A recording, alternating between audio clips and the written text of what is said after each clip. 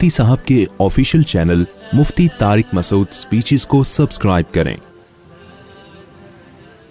نحمده ونستعینه ونستغفره ونؤمن به ونتوکل علیه ونعوذ بالله من شرور انفسنا ومن سیئات اعمالنا من يهده الله فلا مضل له ومن يضلل فلا هادي له ونشهد أن لا إله إلا الله وحده لا شريك له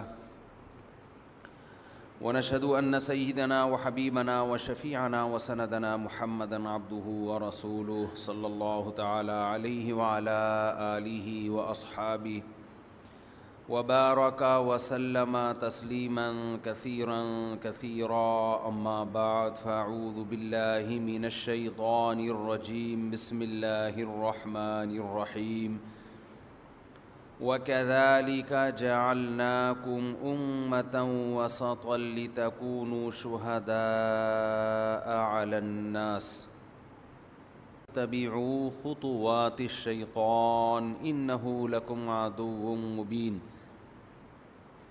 وقال تعالى وابتغي بين ذلك سبيلا۔ قرآن مجید کی چند آیات تلاوت کی ہیں۔ اللہ تعالیٰ سے دعا ہے اللہ تعالیٰ صحیح طرح سے بات کہنے کی، سننے کی، سمجھنے کی اور پھر عمل کی اللہ توفیق عطا فرمائے۔ پچھلے ہفتے میں نے ایک درس جو قرآن کی آیات پر درس دیا تھا، اس میں ایک موضوع شروع کیا تھا کہ اسلام نام ہے اعتدال کا، ہر چیز میں بیلنس پیدا کرنا، اور آپ اگر اسلام سے نکل گئے تو اس کا مطلب آپ میں بے اعتدالی پیدا ہو گئی۔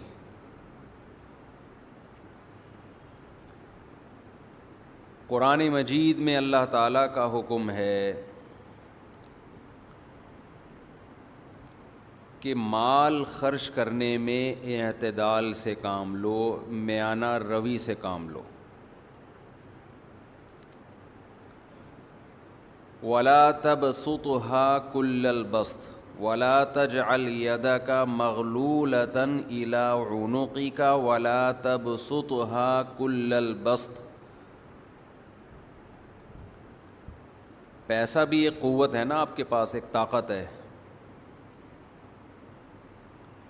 طاقت کا مطلب کیا ہے؟ وہ صلاحیتیں، وہ قوتیں جن کی بیس پہ آپ وہ کچھ کر سکتے ہو کہ جس کے پاس یہ وسائل نہ ہوں وہ نہیں کر سکے۔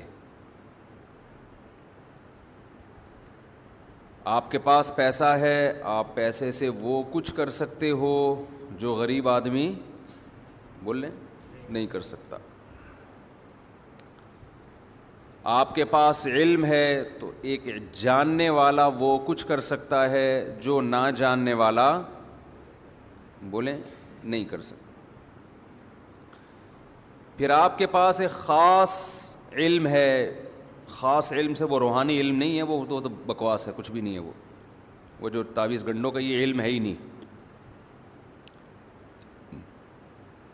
تو یہ خوب سمجھ لیں، نئے نئے لوگ بھی آ جاتے ہیں، یہ جو روحانی علم ہے نا یہ ہے ہی نہیں۔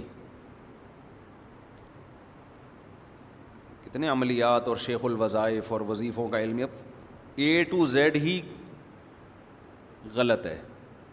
وظیفوں کا علم کوئی علم نہیں ہوتا، خوب سمجھ لیں۔ بہت لوگ بے وقوف بن رہے ہیں۔ جیسے 4 شادیوں کے موضوع پر میں اکیلا چلا تھا نا، اب بہت سے لوگ قائل ہو گئے کہ نہیں ہو گئے؟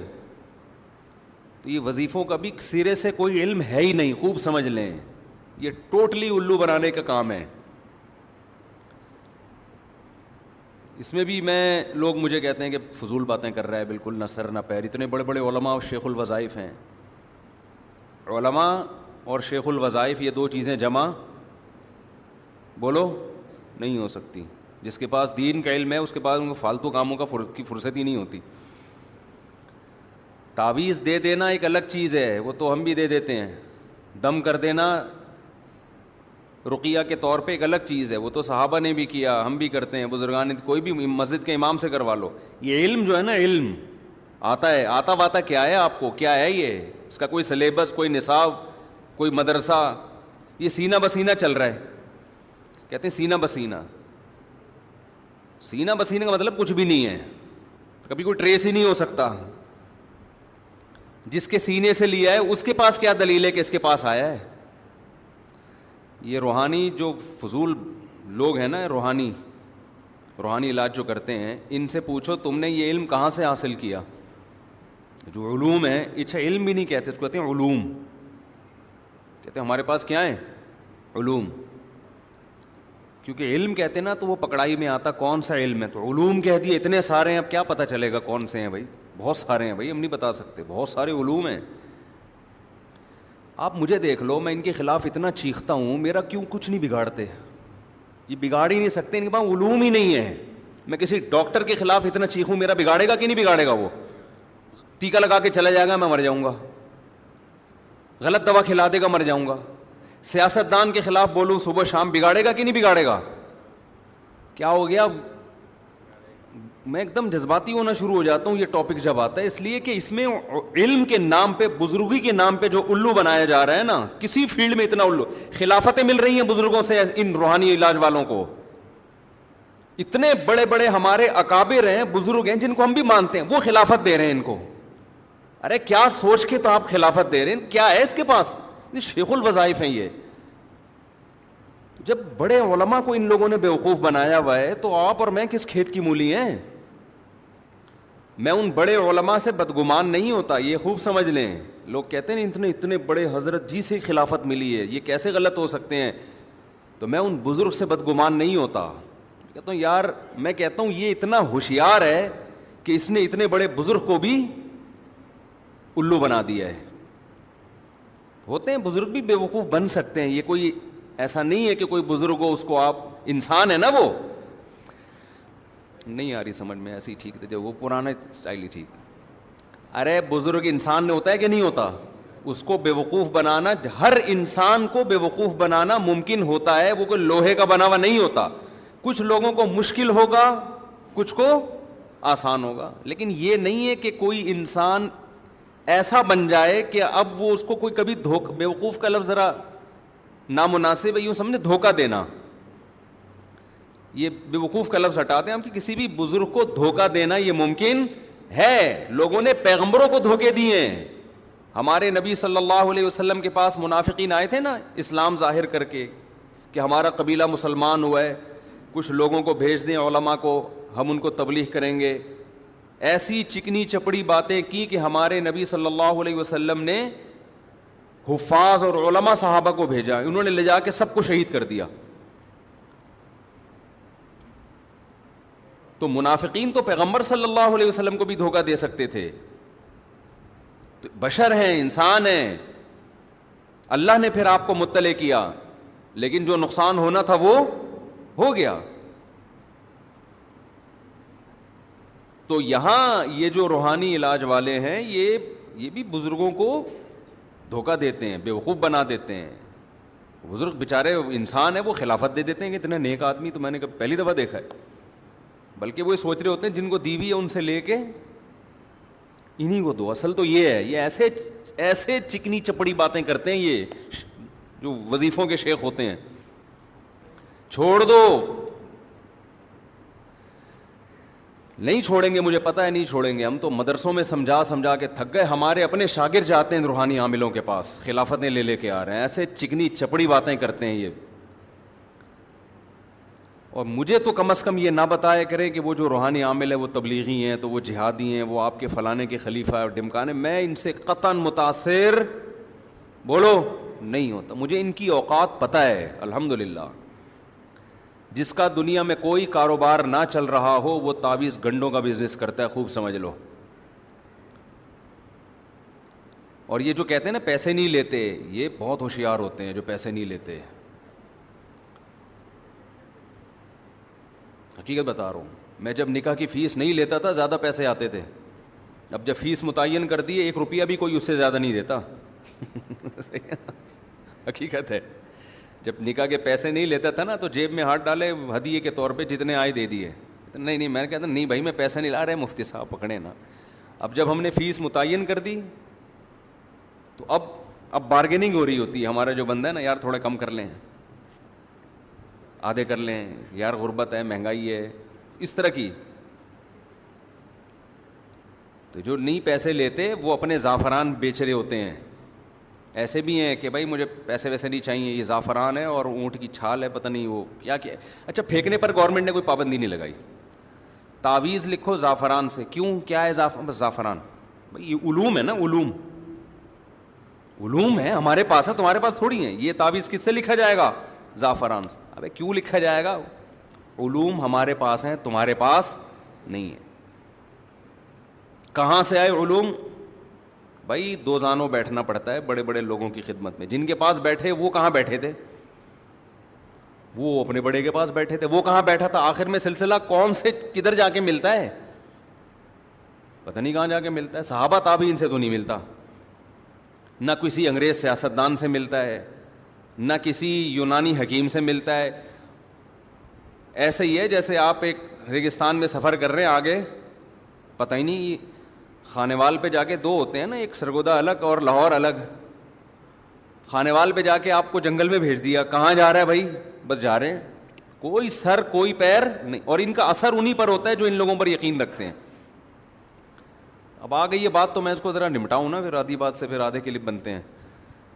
تو کیا کہہ رہا تھا میں یار, وہ اعتدال تو ابھی آ رہا ہوں. اچھا مجھے بھی لوگ کہتے ہیں آپ روحانی علاج والوں کے رد میں اعتدال سے کام نہیں لیتے. جو میں اعتدال دیکھو اعتدال کی ڈیفینیشن کیا ہے. اعتدال کا مطلب یہ نہیں ہے کہ 2 پوائنٹ آپ نے متعین کی اور میں اس کے بیچ میں آ جاؤں. 2 حدوں کے درمیان کو اعتدال کہتے ہیں نا, لیکن وہ حد آپ تھوڑی متعین کریں گے. حد شریعت متعین کرے گی. جہاں شریعت نے رہنمائی نہیں کی وہاں عقل متعین کرے گی. اس کی مثال ایسے جیسے لوگ کہتے ہیں کہ قادیانیوں کے بارے میں اعتدال سے کام لو, ان کو کافر نہ کہو. اعتدال یہ ہے کہ آپ ان کو یہ کہہ دو کہ بھئی یہ ٹھیک ہے مسلم نہیں ہے, لیکن کافر نہ کہو. کافر کہنا بے اعتدالی ہے. یہ بے اعتدالی کی ڈیفینیشن آپ نے خود متعین کی ہے. ہم کہتے ہیں اعتدال یہ ہے کہ کافر کہو, بے اعتدالی یہ ہے کہ قتل کے فتوے نہ لگاؤ. یہ حد سے زیادتی ہو. تو حد متعین کون کرے گا؟ شریعت متعین کرے گی. اس حد کو کراس کرنا بے اعتدالی ہے. جہاں شریعت نہیں ہے وہاں کون متعین کرے گی؟ عقل. ایک جعلی حکیم, ایک جعلی ڈاکٹر بیٹھا ہے جس کو کچھ بھی نہیں پتا, وہ علاج کر رہا ہے. ہم کہیں گے نا اس کے کلینک بند کراؤ, اس کا مطلب بند کراؤ, دھرنے دو, جلوس نکالو. اس طرح کے لوگوں کی صحتوں سے کھیل رہے ہیں. ایک آدمی کہہ رہا ہے بے اعتدالی کر رہے ہو, تو یہ بے اعتدالی کہلائے گی؟ بھائی 2 نمبر جب ہے تو کیوں؟ تو یہ بے اعتدالی نہیں ہے, یہ عین اعتدال ہے جو میں کہہ رہا ہوں. تو میں جلدی سے یہ سمیٹ کے ختم کروں. یہ جو روحانیت کے نام پہ جو کچھ ہو رہا ہے نا, اس میں کوئی کسی کا اور بڑے بڑے علماء کے ساتھ یہ پھلترو کی طرح چپکتے ہیں روحانی علاج والے. میرے ساتھ بھی بہت چپکنے کی کوشش کی, میں نے بھگایا ہے. ان میں ایک چیز ہوتی ہے تمام روحانی والوں میں نا, غیرت نہیں ہوتی. آپ ان کو دھکے دے کے نکالیں, آپ ان کو گالیاں دے کے اپنے پاس سے نکالیں, یہ پھر بھی غصہ نہیں کریں گے. وجہ کیا ہے کہ یہ کام غیرت کے ساتھ کیا ہو گیا, نہیں چل سکتا. غیرت مند آدمی زیادہ پیسے کما نہیں سکتا ہے, سمجھ رہے ہو. آپ ان کو دھکے دو, ان کو گالیاں دو, ان کو برا بلا کہو, یہ پھر بھی چپکیں حضرت حضرت حضرت کرتے. ان کو پتا ہے یار یہ حضرت مشہور ہے, اس کے ساتھ جب تک سیلفیاں نہیں آئیں گی اور یہ سر پہ شفقت کا ہاتھ نہیں رکھے گا ہم دنیا میں مشہور نہیں ہوں گے. ایسے دکانیں بناتے ہیں نا اپنی آپ کی. بڑے بڑے علماء کے ساتھ اسی طرح بیٹھتے ہیں. ظاہر ہے علماء باخلاق ہوتے ہیں, جب وہ کوئی اتنی عزت دے رہا ہوتا ہے وہ بھی سمجھتے ہیں بیچارہ نیک آدمی ہے, بٹھا لیتے ہیں. پھر اپنے اوپر علماء دم کروا رہے ہوتے ہیں ان سے, کیونکہ علماء کو بعض دفعہ یہ وہم ہوتا ہے کہ ہم پہ نظر لگی ہے یا جادو ہوا ہے.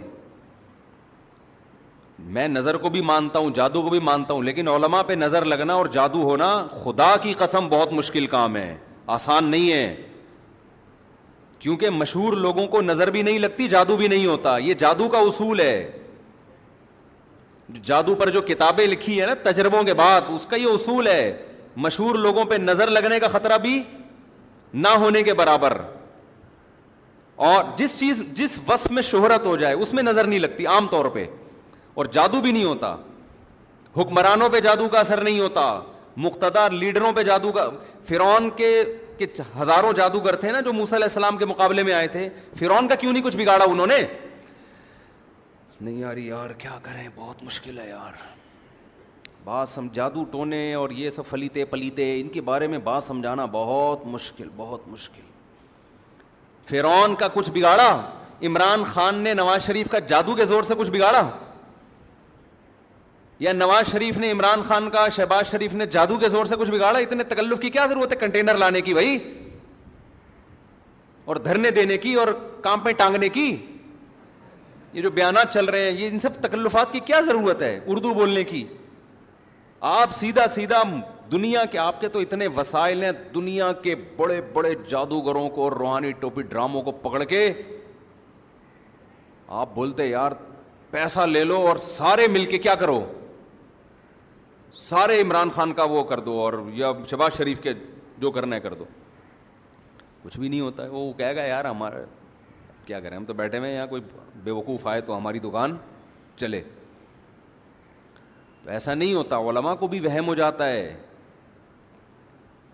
ہمارے حضرت کا آخر عمر میں گلا بیٹھ گیا, بالکل آواز ہی نہیں نکلتی تھی. لوگوں نے کہا ہم تو کہتے تھے یہ عاملوں کے خلاف بھی بولتے ہیں, اور جادو ہو گیا نا.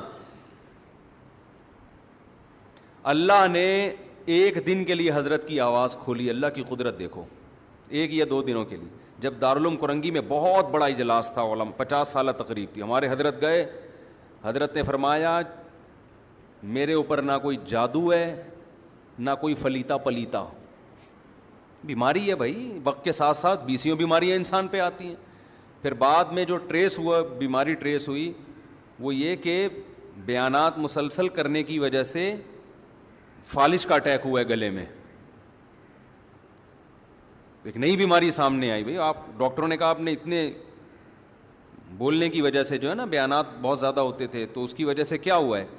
پھر ہمارے حضرت اردو بھی تجوید کے ساتھ بولتے تھے, پوری ایک لفظ صحیح صحیح ایسے کر کے نا, بہت ٹھہر کے پورے زور لگا کے اس کو فالج ہو گیا. حضرت مولانا یوسف لدھیانوی شہید رحمۃ اللہ علیہ, ان کو فالج ہوا. لوگوں نے کہا قادیانیوں نے جادو کرایا ہے, کیونکہ وہ قادیانیوں کے خلاف بہت کچھ لکھتے تھے. ہم چھوٹے تھے اس وقت, میرا خیال ہے میٹرک میں یا فرسٹ ایئر میں تھا. ہمیں پتہ چلا, ہم نے کہا یار اس ایج میں تو فالج ہوتا ہے, نارمل ہے. اور جتنی محنت وہ, ہم تو حضرت سے مل کے آ چکے تھے نا, جتنی محنت وہ کر رہے تھے, ہم حضرت سے ملنے کے لیے گئے اپنے کالج کے دور میں حضرت مولانا یوسف لدھیانوی شہید رحمۃ اللہ علیہ کی زیارت کے لیے. ہمیں شوق تھا اہل اللہ کی زیارت کا, کیونکہ ہم لوگ کے ہاں بزرگ ہوتے ہیں الحمدللہ. بعض لوگوں کے ہاں بزرگ سرے سے ہے ہی نہیں. آپ ان سے پوچھیں کبھی کسی بزرگ کی زیارت کے لیے گئے, وہ کہیں گے یہ سب 2 نمبر ہیں, بزرگوں کو نہیں مانتے نا. تو اس کا مطلب تمہارے یہاں سرے سے کوئی بزرگ ہے ہی نہیں. تو جس کے ہاں کوئی بزرگ نہیں ہے وہ کبھی بھی صحیح راستے پر نہیں ہو سکتا, ناممکن ہے. اس لیے کہ یہ تو 1400 سال سے سلسلہ چلتا آ رہا ہے نا, ڈسکنیکٹ تھوڑی ہوا ہے. تو ہم لوگ کے یہاں چونکہ ہول سیل کے حساب سے بزرگ ہوتے ہیں تو ہم کبھی کبھار زیارت کے لیے بھی جاتے ہیں. ہماری جو تقریر ہے نا وہ یہ نہیں ہے کہ بزرگوں کو نہیں مانو, ہماری ہے روحانی علاج والوں کو نہیں مانو. روحانی علاج بزرگ نہیں ہوتے, علماء ہوتے ہیں بزرگ جو دین پہ چلتے ہیں, لوگوں کو تبلیغ کرتے ہیں. تو میں اور ہمارے ایک دوست تھے, ہم کالج کی زندگی میں حضرت مولانا یوسف لدھیانوی شہید رحمۃ اللہ علیہ کے پاس ملنے کے لیے, ان کی زیارت کے لیے چلے گئے. باہر اسسٹنٹ بیٹھا ہوا تھا, جانے نہیں دے رہا تھا. ظاہر ہے علماء مصروف ہوتے ہیں. ہم نے ریکویسٹ کی, اس نے پھر حضرت سے اجازت لی, تو انہوں نے کہا کہ ٹھیک ہے فلاں ٹائم پہ آ جائیں, اور کام کیا ہے یہ پہلے بتائیں. ہم نے کہا صرف زیارت کرنی ہے, اس کے علاوہ کوئی کام بولو نہیں ہے. ٹھیک ہے جی, ہمیں ٹائم دے دیا. ہم دونوں گئے, بالکل 17 سال کی ایج ہوگی میرا خیال ہے, 16-17 سال کی, لونڈے لپاڑے جسے کہتے ہیں نا. ہم دوزانوں حضرت کے پاس جا کے بیٹھ گئے. حضرت کچھ تحریر لکھ رہے تھے, مصروف تھے, بڑا چہرے پہ رونق, بڑا نور, مزہ آ رہا تھا دیکھنے میں. اچھا وہ لگے ہوئے اپنے کام میں. ہماری طرف نظر ہی نہیں اٹھا رہے. جو مصروف آدمی ہے نا, بعض لوگ فارغ ہیں سارا دن, جو جب مرضی آ جائے بیٹھے ہوئے ہیں, اس کا مطلب یہ کہ مولانا کسی کام کا بولو نہیں ہے. تو وہ بیٹھے ہوئے ہیں کام میں لگے ہوئے ہیں. ہم جا کے بیٹھے, ہم نے حضرت سے کہا, کچھ بھی نہیں کہا, جا کے بیٹھے. ہم نے کہا جب خود ہی توجہ کریں گے تو بات کر لیں گے. کافی ہوتے نا, پھر جب ان کی کوئی لائن مکمل ہوئی ہوگی, سینٹنس مکمل ہوا ہوگا, فل اسٹاپ لگا ہوگا, تو انہوں نے ہماری طرف نظر اٹھا کے پوچھا السلام علیکم. ہم نے کہا جی وعلیکم السلام. کہنے لگے خیریت سے ہیں آپ؟ ہم نے کہا جی. اچھا, آگے پھر شروع ہو گئے. پھر کوئی تحریر لکھتے لکھتے تھوڑی دیر کے بعد پھر جب کہیں فل اسٹاپ آیا ہوگا, اور کیسے آنا ہوا آپ لوگوں کا؟ ہم نے کہا زیارت کے لیے. بہت اچھا. پھر آگے شروع ہو گیا. ہم بیٹھے ہوئے ہیں. پھر تھوڑی دیر میں گردن اٹھائی, سب خیریت؟ جی حضرت. چلو جی آگے کام ہو رہا. ہم دونوں ایک دوسرے کو دیکھ رہے ہیں. ہم نے کہا بیٹا اس سے زیادہ عزت ہمیں یہاں پہ اس سے زیادہ ہماری عزت نہیں ہوگی یہاں پہ, بہت ہو گئی. اچھا, درمیان میں مجھے یاد آیا کہ وہ بھی جب فل اسٹاپ لگاتے تھے نا, تو پان کی پیک تھوکنے کے لیے جو وقفہ ہوتا تھا نا, اس میں ہم سے بات چیت کرتے تھے. وہ مجھے یاد آیا, وہ پان کے عادی تھے. تو وہ لکھتے لکھتے نا جب پان جیسے بھر گیا تو وہ اگالدان اٹھایا, اور اس میں حضرت نے وہ پان نکالا, اور خیریت سے ہیں آپ لوگ؟ طبیعت ٹھیک ہے آپ کی؟ جی الحمدللہ ٹھیک ہے ماشاء اللہ. تو ہم دونوں نے اشارہ کیا, ہنسی بھی آ رہی تھی ہمیں. ہم نے کہا بیٹا عزت اسی میں ہے کہ عزت کے ساتھ اب, کیونکہ زیارت کے لیے آئے تھے نا, ہو گئی شاباش. ورنہ یہ بندے چھوڑ دیں گے ہمارے اوپر. ہم آ گئے آرام سے. تو حضرت پہ فالش کا اٹیک ہوا. لوگ کہتے ہیں نا علماء بڑی بڑی گاڑیوں میں گھوم رہے ہیں, بڑے بڑے گارڈ رکھ کے گھوم رہے ہیں, تو دنیا پرست ہیں. بھائی دنیا پرستی کا ظاہر سے تعلق نہیں ہے, اس کا تعلق کس سے ہے؟ دل سے. گاڑیوں کی محبت اگر دل میں ہے تو یہ دنیا پرستی ہے, محبت نہیں ہے. تو سلیمان علیہ السلام کے پاس اس سے بڑی گاڑیاں تھیں. جو صحیح عالم ہوگا وہ اربوں کی جائیداد رکھ کے بھی دنیا کو مسافر خانہ سمجھے گا, اور جو غلط آدمی ہوگا نا, ایک دھیلا بھی نہیں ہوگا لیکن لالچ اس کے دل میں بہت ہوگی. تو دنیا پرستی کا تعلق ظاہر دیکھ کے اندازہ نہ لگایا کرو, یہ دل کی کیفیت ہے. اور دل کی کیفیت میں کیا ہے, ہم ایک مثال دیتے ہیں نا کہ دنیا چھیننے کا غم کتنا ہوتا ہے. اہل اللہ کے پاس دنیا کی جب دنیا ہوتی ہے وہ اس کو مٹی کے کھلونے سمجھتے ہیں. ان کو پتہ ہے یہ کوئی حیثیت نہیں ہے اس کی, وہ پراپرٹی کو, ذاتی مکانوں کو, ان چیزوں کی کوئی ویلیو نہیں ہے. ان کی یہ کھلونے ہیں, مٹی کے کھلونے ہیں, کھیلنے کے لیے اللہ نے دیے ہیں. چھن گئے کوئی غم نہیں ہوتا ان کو. اور دنیا پرست آدمی کی ایک موٹر سائیکل چھن جائے نا, ڈپریشن میں جاتا ہے وہ, کھلونوں سے دل. اب یہ دل دنیا سے لگا ہوا ہے یا نہیں لگا ہوا, یہ آپ ظاہر دیکھ کے کیسے اندازہ لگا سکتے ہو؟ تو بدگمانیاں بھی ہیں, اور اتنا ایک عجیب حساب کتاب ہے. کہیں بیان کے لیے جانا ٹینشن بن چکا ہے. ہم تو روحانی عاملوں کو گالیاں دے رہے تھے, یہاں پتہ نہیں اتنا اچھا ٹاپک چل رہا تھا ہمارا, لیکن چلو ایک بات پارسل ہو گئی ہے, میرے لیے نہیں اور بھی لوگوں کے لیے ہو گئی ہے. نہیں تو میں جلدی سے عرض کروں اپنی بات کو سمیٹ کے. اچھا, ہم نے ملاقات کا ایک طریقہ رکھا ہوا ہے, نمبر بھی باہر دیا ہوا ہے کہ اس نمبر پہ رابطہ کریں. میں پھر کرتا ہوں ملاقات تو پھر تمیز سے کرتا ہوں. اس پہ لوگ گواہی, جس کو میں ٹائم دیتا ہوں نا, پھر ٹرخانے والا کام نہیں کرتا میں. پھر ایسے نہیں ہوتا یوں مسافہ کیے نکلو.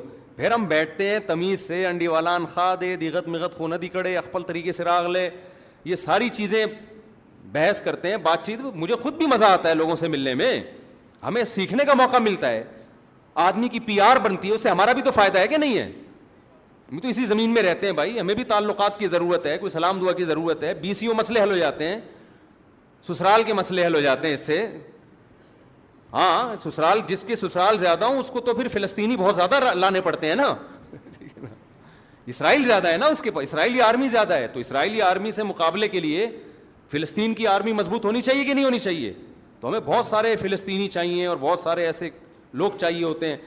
تو ہمیں بھی ضرورت ہوتی ہے, ہمیں فائدہ ہوتا ہے لوگوں سے مل کے, معلومات ملتی ہیں ہر طرح کے. میں تو چاہتا ہوں لوگ ملیں لیکن ایک تمیز سے ملیں. تمیز سے کام ہوگا تو بھائی اچھا ہو جائے گا, بغیر تمیز سے ہوگا تو میں معاشرے سے ویسے ہی شارٹ ہو جاؤں گا, میں مر جاؤں گا میں ڈپریشن میں.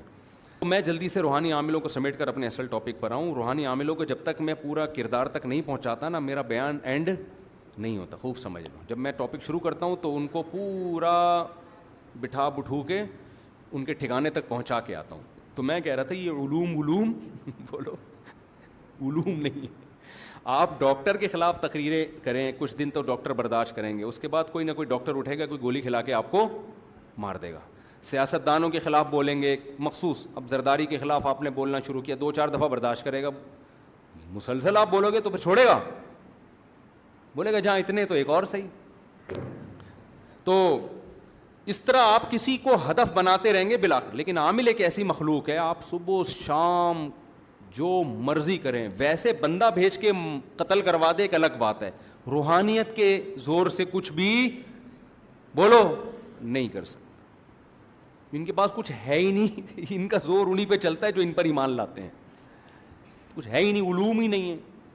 تو میں عرض کر رہا تھا حضرت مولانا یوسف جہانوی شہید رحمۃ اللہ علیہ, کتنے بڑے بزرگ, ان پہ فالج ہوا. تو چونکہ ہم ان کا لائف اسٹائل دیکھ چکے تھے کہ یار اتنے بزی آدمی ہیں, آرام جتنا کرنا چاہیے اتنا نہیں ہو رہا, تو ظاہر ہے پھر فالج ہوتا ہے نا. تو فالج کا اٹیک ہوا, نارمل چیز ہے. لیکن وہی ہے, مشہور یہ ہوا کہ قادیانیوں نے کیا کیا ہے, جادو. اس کے لیے کسی مکھنچو کو تلاش کیا گیا علاج کے لیے, اس مکھنچو سے میں ملا ہوں. حضرت میڈیسن بھی لے رہے تھے, فرق آتا ہے, میڈیسن لینے سے فالج کم ہو جاتا ہے. وہ مکھنچو اپنے کھاتے میں ڈال رہا تھا کہ میں نے علاج کیا ہے. اچھا لوگ بھی سمجھ رہے ہیں اتنا بڑا بزرگ ہے بھائی. اچھا اب آپ بتاؤ, جس آدمی کے علاج کے لیے, جس مولانا یوسف جہانوی شہید رحمۃ اللہ علیہ جیسے بزرگ کے علاج کے لیے جو روحانی عامل جائے گا اور لوگوں کو پتہ چلے گا, تو لوگوں کا اس کا ٹرسٹ کتنا ہوگا. وہ تو اب نوٹ چھاپنے کی مشین بن گیا کہ نہیں بن گیا, کہ یار اتنے بڑے بزرگ جس سے علاج کرا رہے ہیں. حالانکہ ان بزرگ کو پتہ بھی نہیں ہے, وہ ان کے مریدین لے کر آئے ہیں. وہ مریدین تو بیچارے مخلص ہوتے ہیں نا, کہ یار ہمارے حضرت کسی طرح ٹھیک ہو جائیں. وہ تو روحانیت سے بھی, جیسے جب انسان پریشان ہوتا ہے تو سب کچھ کر رہا ہوتا ہے. اب جناب اس نے اس چیز کو کیش کرانا شروع کیا کہ میں وہی ہوں جو حضرت کا علاج کرایا میں نے, مجھ سے ملی ہے. اس کی قسمت تھی کہ مجھ سے مل گیا. وہ اس کی قسمت تھی کہ وہ کس سے مل گیا. ایک شادی میں مجھے کسی نے بتایا یہ وہ ہیں جنہوں نے ان کا علاج کیا تھا. میں نے کہا پھر یہ بہت بڑے وہ ہیں. کچھ لوگ چھوٹے وہ ہوتے ہیں جو چھوٹے چھوٹے لوگوں کو بیوقوف بناتے ہیں, یہ اتنے بڑے وہ ہیں کہ انہوں نے اتنے بڑے بزرگ کے مریدوں کو بیوقوف بنا دیا. اب میں نے اس کو بتایا نہیں کہ میں روحانی عاملوں کے بہت خلاف ہوں, پرانی بات ہے. اب اس نے کیا شروع کیا, پھینکنا. میں مدینہ گیا تو میں نے حضرت ابو بکر کا اوریجنل گھر دیکھا وہاں پہ. میں نے کہا پتہ نہیں کوئی ڈاکومنٹری دیکھی ہے اس نے یا خواب میں دیکھا. کہہ رہے ہیں جاگتی حالت میں. میں نے کہا اوریجنل گھر تو اب تک رپورٹ یہی ہے کہ اوریجنل گھر ابھی ہے نہیں. کہہ رہے نہیں, میں نے حضرت فاطمہ کا اوریجنل گھر دیکھا, میں نے اوریجنل یہ. تو مجھے وہ لطیفہ یاد آیا کہ ایک آدمی بھینگا تھا نا, ایک آدمی کیا تھا, بھینگا.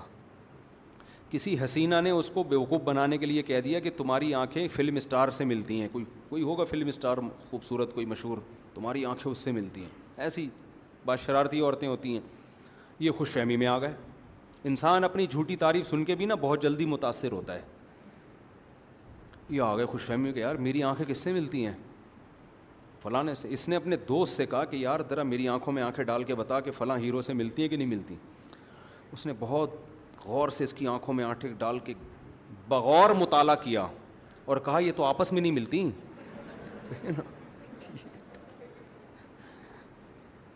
کہا بھائی یہ آنکھیں تو آپس میں نہیں ملتی. تو مجھے لگا اس کا تو اپنا دماغ سیٹ نہیں ہے, یہ دوسروں کا دماغ کہاں سے سیٹ کرے گا. اس کی تو روحانی جو کہہ رہا ہے نا مجھے وہاں یہ نظر آیا تو یہ, میں نے کہا اس کی اپنی سیٹنگ کیا ہے, آؤٹ ہے. یہ دوسروں کے دماغ کو اور ان کی باڈی کو سیٹنگ پہ کیسے لے کر آئے گا. اور بھی ساری باتیں ایسی جن کا نہ سر نہ پیر. اچھا جب یہ روحانی لوگ ایسی باتیں کرتے ہیں نا جو آپ کی سمجھ میں کسی کی بھی سمجھ میں نہیں آتی, ایسی باتیں کرتے ہیں جو کسی کی بھی سمجھ میں نہیں آتی, تو یہ کہتے ہیں اصل میں آپ کے پاس علوم نہیں ہے. وہ علوم, حالانکہ جب بھی کوئی بات کرے گا تو آپ کے مینٹل لیول پہ آ کے کرے گا نا بات, تو بات سمجھ میں آئے گی آپ کے. ڈاکٹر میڈیکل سائنس کے ٹرم استعمال کرے گا تو آپ کہیں گے میری سمجھ میں نہیں آ رہا، تو آسان زبان میں سمجھانا شروع کر دے گا اس کو. لیکن یہ ایسی اصطلاحات استعمال کرتے ہیں جس کا کسی ڈکشنری میں کوئی مطلب ہے ہی نہیں، تاکہ کچھ سمجھ میں ہی نہ آئے کہ ہم کیا کہہ رہے ہیں. خیر جلدی سے ٹاپک کی طرف آئیں ہم. تو اس لیے میرے بھائی اپنے آپ کو ان لوگوں سے بچاؤ. باقی جو ہمارے کچھ اکابر ایسے گزرے ہیں جیسے حضرت مولانا روحانی بازی رحمۃ اللہ علیہ تھے، اس طرح اور بھی بہت سارے بزرگ ایسے ہیں کہ ادھر تعویذ دیا بندہ ٹھیک ہو گیا، ادھر پھونک لگائی بندہ ٹھیک ہو گیا. اس کا تعلق کرامت سے ہے، کرامت اس کا علوم سے نہیں ہے. علوم نہیں ہوتے، اس کا تعلق کس سے ہے؟ کرامت سے ہے. جیسے قرآن و سنت سے بہت سارے ایسے واقعات، قرآن و سنت کے علاوہ بھی اور قرآن و سنت سے بھی ایسے واقعات ثابت ہیں. صحیح بخاری صحیح مسلم کی حدیث ہے کہ بنی اسرائیل میں ایک لڑکا تھا، گنجے کے سر پہ ہاتھ رکھا بال اگاتے تھے، نابینا انسان کے آنکھوں پہ ہاتھ رکھا اور بینائی لوٹ آتی تھی. تو جیسے اہل اللہ کی کرامت پہلے ہوتی تھی اب بھی ہو سکتی ہے، بشرطے کہ وہ متبع سنت ہو. تو ایسا ہی حضرت مولانا روحانی بازی رحمۃ اللہ علیہ کا مشہور تھا کہ کچھ بھی لکھ کے دے دیا نا کہ یہ پی جاؤ، بندہ کیا ہو جاتا تھا؟ ٹھیک ہو جاتا. یہ کرامت ہے. اچھا میں نے 15 سال پہلے بیان کیا تھا، لوگ مجھے کہتے تھے وہ اتنے بڑے بزرگ وہ بھی تو عامل تھے، آپ ان کو بھی معاذ اللہ غلط سمجھتے. میں نے کہا نہیں، میں ان کو نہیں غلط سمجھتا کیونکہ میں ان کے حالات جانتا ہوں، اس لیے میں ان کو نہیں کہتا. کہہ رہے وہ بھی تو عامل تھے، میں نے کہا وہ عامل نہیں تھے، ان کے پاس کوئی روحانی علم، یہ والا روحانی وہ والا علم تھا جو اللہ کی محبت والا روحانی علم، یہ والا نہیں تھا. ایسے ہی پھینک دیتے ہو. میں نے کہا یہ کوئی علم ہے ہی نہیں تو کیا ہے. ان کے بیٹے سے ملاقات ہوئی ہمارے جامعہ میں کسی استاذ کی، ان کے بیٹے سے، حضرت مولانا روحانی بازی رحمۃ اللہ علیہ کے بیٹے سے، ان سے پوچھا آپ کے والد نے کون سے علوم کیے تھے؟ انہوں نے کہا کوئی علوم نہیں کیے ہوئے تھے. یہ والد صاحب کی کرامت تھی، سمجھتے ہو؟ تو سند متصل ہو گئی کہ نہیں ہو گئی؟ تو ان کے والد صاحب کی کیا تھی؟ یہ کرامت تھی. تو یہ ہوتا ہے جب اللہ والے، ہمارے یہاں بزرگ چونکہ ہوتے ہیں نا، بعض لوگوں کے یہاں بابے ہیں ہی نہیں، سارے بابے غلط ہو گئے. تو جن کے یہاں بزرگ ہوتے ہیں ان کے یہاں بزرگوں کی کرامتیں بھی بولتے کیوں نہیں ہوتی ہیں، بشرطے کہ متبع سنت بزرگ ہو، نیک ہو، گناہوں سے بچتا ہو. تو خیر جلدی سے اب 2-4 منٹ میں بات سمیٹتا ہوں. تو میں یہ عرض کر رہا تھا کہ اسلام نام کس چیز کا ہے؟ اعتدال کا. اعتدال کا نام ہے اسلام. تو اعتدال میں عرض کر رہا تھا اللہ نے ہمیں بہت ساری مختلف قسم کی طاقتیں اور قوتیں دی ہیں. پیسہ بھی ایک قوت ہے. تو پیسے کے بارے میں قرآن کیا کہتا ہے؟ اسراف بھی نہ کرو اور تبذیر بھی نہ کرو. عقل بھی ایک قوت ہے، عقل میں بھی یہ حکم ہے اسراف بھی نہ کرو اور تبذیر بھی نہ کرو. ابھی میں بتاتا ہوں اسراف اور تبذیر کسے کہتے ہیں. آپ کی صحت اور جسمانی طاقت بھی ایک قوت ہے، اس میں بھی آپ نے اسراف بھی نہیں کرنا اور تبذیر بھی نہیں کرنا ہے. خواہشات، جذبے، یہ بھی ایک قوت ہے نا، مختلف چیزوں کا دل چاہتا ہے، ان میں بھی آپ نے اسراف بھی نہیں کرنا اور تبذیر بھی نہیں کرنا. ہر چیز کے بارے میں ہے. اسراف کسے کہتے ہیں اور تبذیر کسے کہتے ہیں یہ بھی سمجھ لیں. اس کو نہ سمجھنے سے بھی بڑے مسائل خرچ ہو رہے ہیں. لوگ کہتے ہیں نا بوفا 20 قسم کے کھانے دعوتوں میں تیار ہو رہے ہیں، یہ اسراف ہے. نا نا نا نا، یہ اسراف نہیں ہے. کھانے 30 قسم کے ہوں، 40 قسم کے ہوں، یہ اسراف نہیں ہے. اسراف جب ہے جب یہ ضائع ہو رہے ہوں، وہ بھی اسراف نہیں، وہ تبذیر ہے. دیکھو اسراف کہتے ہیں اپنی آمدن سے زیادہ خرچ کرنا. دکان پکوڑوں کی ہے اور کام کروڑوں کے، اس کو کیا کہتے ہیں؟ بول لو یار کیا ہو گیا، 2-4 منٹ میں بات سمیٹ رہا ہوں نا. اس کو کیا کہتے ہیں؟ اسراف. کہ آپ کی آمدن کم ہے، قرضے لے کے ادھر سے ادھار آپ پیسہ اڑا رہے ہو، چاہے حلال میں اڑا رہے ہو. بلکہ عبادت میں بھی اسراف ہوتا ہے. آپ کی آمدن ایک چھوٹا سا دمبا لینے کی ہے بقرعید میں، یہ بھی مشکل ہو رہا ہے آپ کے لیے، اور آپ لاسانی کے بیل لا کے ذبح کر رہے ہو. اسراف ہے یا نہیں ہے؟ اس شخص کے لیے جس کی آمدن کیا ہے؟ محدود آمدن ہے. مجھ سے لوگ پوچھتے ہیں بھائی میری 30,000 تنخواہ ہے، 40,000 تنخواہ ہے، بچے ہیں، بیوی ہے. میں اس سے کہتا ہوں آپ قربانی نہ کرو، اس لیے کہ اگر آپ ایک بکرا 20-25 ہزار کا لے آئے، آپ کے لیے پورا مہینہ گزارنا، راشن، آٹا، دال، یہ مشکل ہو جائے گا. تو جب شریعت نے آپ پہ واجب نہیں کی ہے اور مشکل بھی ہو رہی ہے تو نہ کرو آپ. ہاں ایک آدمی کی 40,000 تنخواہ ہے، اسے پتہ ہے میرے پر واجب نہیں ہے لیکن میں کر لوں گا تو کوئی اتنا بڑا مسئلہ نہیں ہے، میں سروائیو کر سکتا ہوں، وہ کر لے. وہ اچھا ہے واجب نہیں ہے لیکن عبادت کا ثواب مل جائے گا. تو اپنی آمدن سے زیادہ کرنا کہ ایک آدمی پہ حج لازم نہیں ہے, وہ قرضہ لے کے حج کرتا ہے, اگر اس کو 100% یقین ہے کہ میں قرضہ لوٹا سکتا ہوں, میرے پاس اتنے وسائل ہیں, کل آ جائیں گے, وہ پلاٹ بک جائے گا, یہ تو قرضہ بھی لے سکتا ہے, کوئی حرج نہیں ہے اس میں. لیکن آپ کو پتہ ہے میں نے قرضہ لے تو لیا, واپسی کا مجھ میں دم نہیں ہے, پھر یہ قرضہ لینا حلال ہے حرام ہے؟ حرام ہے, پھر یہ اسراف میں داخل ہے. تو اسراف صرف گناہ کی چیز میں خرچ کرنا نہیں ہوتا, اسراف کی اصل ڈیفینیشن یہ ہے کہ بے شک حلال میں کر رہے ہو لیکن اپنی اوقات سے بولو نا بڑھ کر. اب مالدار کے ہاں اسراف کی ڈیفینیشن الگ ہے, غریب کے ہاں اسراف کی ڈیفینیشن الگ. ایک غریب آدمی 20 قسم کے کھانے اگر دعوت میں کھلا رہا ہے, اسراف ہے تو اسراف نہیں ہے.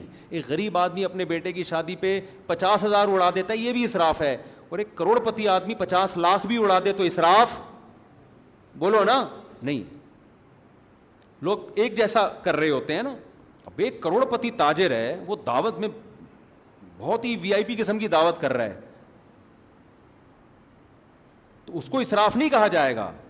مجھ سے لوگ کہتے ہیں کہ ہر سال حج کرنا اسراف ہے یا نہیں ہے؟ میں کہتا ہوں غریب کے لیے ہے, مالدار کے لیے بولو نہیں ہے. پیسہ دیا تو آپ ہر سال کرو حج. لوگ کہتے ہیں ادھر پڑوسی بھوکے مر رہے ہیں اور یہ ہر سال حج پہ جا رہے ہیں. واقعی پڑوسی بھوکا مر رہا ہے تو پہلے اس کا پیٹ بولو نا بھرنا لازم ہے. نفلی حج سے بہتر کیا ہے؟ کیونکہ اس کو تو کھلانا واجب ہے. لیکن اگر اللہ نے اتنا مال دیا ہے کہ اس پڑوسی کو بھی دونے والے دے رہا ہے اور حج بھی کر رہا ہے, تو پھر یہ اسراف ہوگا؟ نہیں ہوگا نا. اس لیے کہ اتنا بعض لوگوں کے پاس پیسہ ہوتا ہے کہ ان کے لیے 18-20 لاکھ روپے حج پہ لگانا 18 روپے کے برابر ہیں. ہر آدمی نا, کیونکہ ہمارا ملنا ہر قسم کے طبقے سے ہے, لوگ ہر آدمی کو اپنے جیسا سمجھ کے ایک ہی لاٹھی سے ہانک رہے ہوتے ہیں. ابے ان کے پاس اتنا پیسہ, ہر سال حج کرتے ہیں, ادھر غریب بھوکے مر رہے ہیں. میں ان سے کہتا ہوں بھائی تمہیں پتہ ہے کہ جتنا پیسہ اس نے حج پہ خرچ کیا نا, اس سے 3 گنا زیادہ غریبوں پہ خرچ کیا اس نے. تم کیوں بدگمان ہو رہے ہو کسی کے بارے میں؟ آپ یہ بول دو کہ یار ماشاءاللہ ہر سال حج کر رہا ہے, اللہ ہمیں بھی توفیق دے, یہ بول دو نا آپ اس کے بارے میں. اچھا علماء پہ تو لوگوں کا ویسے ہی اعتراض ہوتا ہے. ابھی میری حج کی وہ کوئی تصویر کسی نے ڈال دی, ان کے پاس پیسہ کہاں سے آتا ہے؟ ان کے پاس یہ پیسہ کہاں سے آتا ہے؟ تو بدگمانیاں چھوڑ دو میرے بھائی, آپ دعا کر لو اللہ تعالیٰ مفتی صاحب آپ کو, ہم تو چاہتے ہیں ہر سال حج کی, یہ بول دو تو اچھا لگتا نا. اب ایسا آنے سے کیا میں اناؤنسمنٹ کروں گا میرے پاس پیسہ کہاں سے آیا اور کہاں جا رہا ہے؟ کوئی مجھ سے پوچھو, میں کہوں گا میں آپ تو میرا باپ لگتا ہے جو میں تیرے کو بتاؤں کہاں سے آ رہا ہے کہاں سے جا رہا ہے. اچھا لوگ یہاں کہتے ہیں حضرت عمر کو جب ممبر پہ پوچھ لیا تھا کہ یہ کپڑا آپ کے پاس کہاں سے آیا, تو علماء سے کیوں نہیں پوچھ سکتے؟ بالکل حق ہے, جو چندہ لینے والے علماء ہیں نا ان سے پوچھنے کا حق ہے, کیونکہ اس میں بدگمانی ہے. محتمم صاحب تم سائیکل چلاتے تھے, تم نے جب سے مدرسہ ہے لینڈ کروزر آ گئی ہے, محتمم پر واجب ہے جواب دے یہ کہاں سے آئی ہے, کیونکہ بدگمانی سے بچانا کیا ہے؟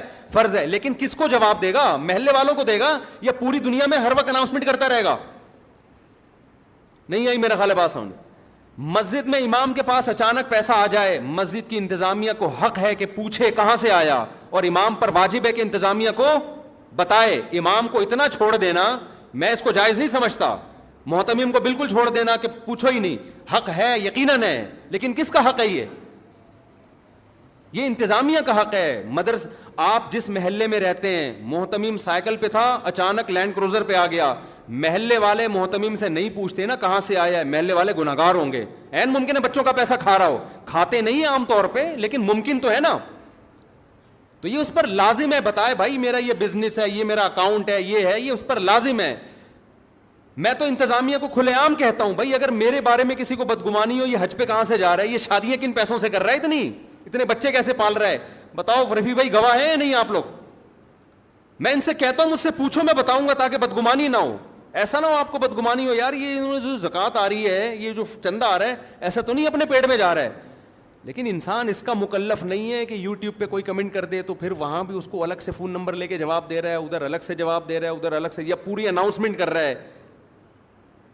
اور عجیب بات ہے, میں اگر اناؤنسمنٹ کر دوں نا کہ کہاں سے آ رہا ہے تو اس میں میرا اور فائدہ ہے میرا تو کاروبار ڈبل ہو جائے گا, اس لیے ڈبل ہو جائے گا کہ پبلسٹی ہو جائے گی. لیکن میں اس ممبر کو اپنی پبلسٹی کے لیے استعمال نہ اپنے چینل کو نہ اپنی پبلسٹی کے کاروبار کی حیثیت سے. میرا تو ڈبل ہو جائے گا کام. تو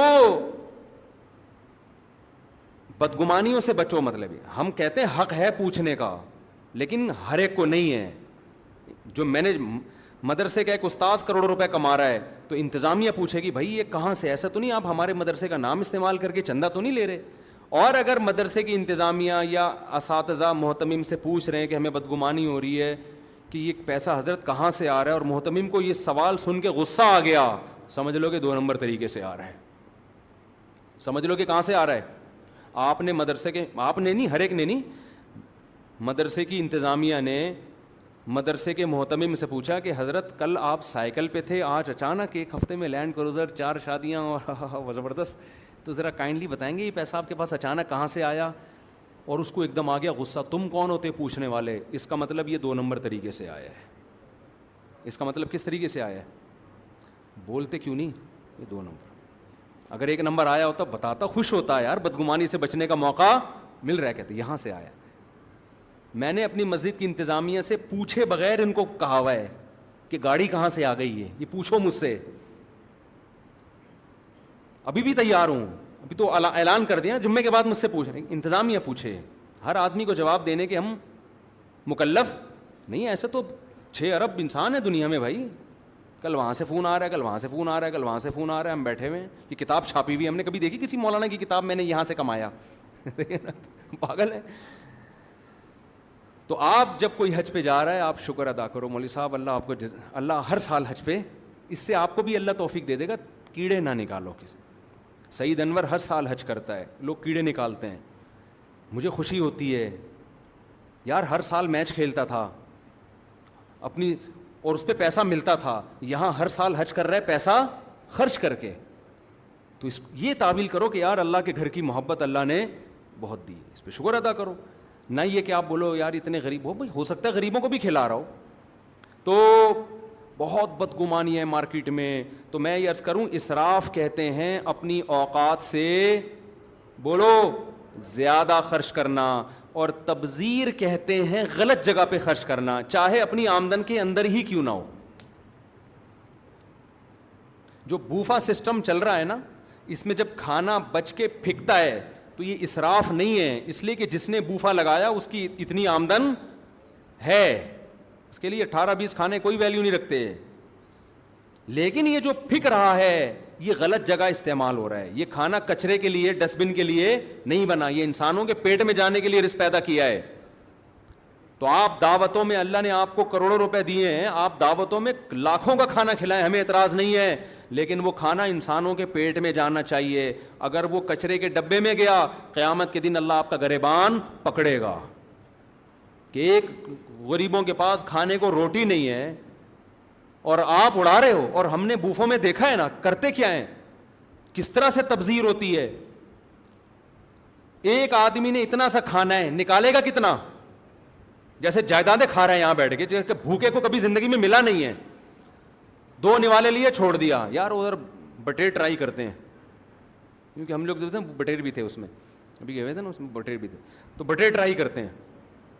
بتا دیتا ہے نا آدمی کیا, بعض لوگ گھڑی نہیں لیتے ہیں تو یوں کر کے دکھا رہے ہوتے ہیں. تو ہم جب بھی گئے بٹیر بھی تھے اس میں, تو بٹیر کھا رہا ہے, صحیح ہے نا, 2 نوالے لیے چکھنے کے لیے, یار پسند آیا نہیں آیا چلو چھوڑو یار. یار جب آپ نے چکھنے کے لیے لینا تھا تو وہیں سے چھوٹا سا لیگ پیس نکال لیتے اور چکھے اندازہ لگا لیتے. پورا بٹیر خراب کرنے کی کیا ضرورت تھی آپ کو.